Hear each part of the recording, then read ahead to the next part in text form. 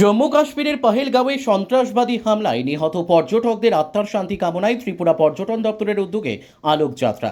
সন্ত্রাস নয়, শাস্তি চাই, এই বার্তা নিয়ে জম্মু কাশ্মীরের পহেলগাঁওয়ে পাকিস্তানি সন্ত্রাসবাদী হামলায় নিহত পর্যটকদের আত্মার শান্তি কামনা করে ত্রিপুরা পর্যটন দপ্তরের উদ্যোগে আগরতলা শহরে এক আলোকযাত্রা করা হয়। তারা জানিয়েছেন, এই ঘটনা অত্যন্ত দুর্ভাগ্যজনক। এই ঘটনার নিন্দার কোনো ভাষা নেই। পর্যটকরা জম্মু কাশ্মীরের পহেলগাঁওয়ে প্রাকৃতিক সৌন্দর্য উপভোগ করতে গিয়েছিলেন। সেখানে পর্যটকদের ওপর পাকিস্তানি সন্ত্রাসবাদীরা নির্বিচারে গুলি করে হত্যা করে। দেশের স্বরাষ্ট্রমন্ত্রী অমিত শাহ ও নিহত পর্যটকদের শেষ শ্রদ্ধা নিবেদন করেছেন। অবিলম্বে পাকিস্তানি সন্ত্রাসবাদীদের বিরুদ্ধে ভারত যেন কঠোর পদক্ষেপ গ্রহণ করেন।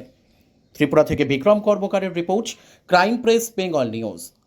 ট্যুরিজম ডেভেলপমেন্ট ফোরাম থেকে আমরা আজকে গতকালকে নৃশংস হত্যাকাণ্ডের প্রতিবাদ জানিয়ে আমরা আজকে মনোমিছিল করছি এবং কালকে যারা নিহত হয়েছে ওদের পরিবারকে আমরা সমবেদনা জানাই এবং যারা ইনজুর হয়েছে তাদেরকেও আমরা দ্রুত আরোগ্য কামনা করি। ট্যুরিজম সার্বিকভাবে উন্নতি করতে গেলে ট্যুরিজম শুধু উন্নতি বিকাশ করলে চলবে না, তার সাথে আপনার এই নিরাপত্তাও দিতে হবে, নিরাপত্তা নিশ্চিত করতে হবে। এবং আমি ভারত সরকারের কাছে বলতে চাই যে যারা এই হত্যাকাণ্ডের পিছনে জড়িত পুরা কোনো মজবের নেই, ওদেরকে চিহ্নিত করে দৃষ্টান্তমূলক শাস্তি সবার সমক্ষে দেওয়া উচিত। এবং আমি এই মিছিল থেকে করব কাশ্মীরবাসীদের প্রতি। কাশ্মীরবাসীরা যেন এখন ওদের পেটে লাথ পড়েছে, ওরা যেন এখন ওদেরকে চিহ্নিত করে, কারণ ওরা কেউ কারোর ভাই, কেউ কারোর বন্ধু হতে পারে না। সন্ত্রাসী, ওরা সন্ত্রাসী। ওদেরকে চিহ্নিত করতে যাতে আমাদের ইন্ডিয়ান আর্মিকে সাহায্য করে এবং নির্মূল করার জন্য সহযোগিতা করে। কারণ এতে শুধু ট্যুরিজম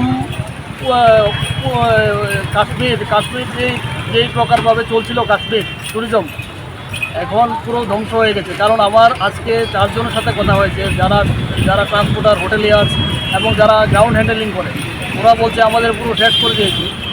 ওরা যারা সন্ত্রাসবাদী, ওরা কারোর কোনো দলের না, ওদেরকে নিশ্চিত করতে সবাই সহযোগিতা করেছে। আপনার পরিচয়টা? আমি ত্রিপুরা ট্যুরিজম ডেভেলপমেন্ট ফোরামের জেনারেল সেক্রেটারি, নাম জন্টু রায়।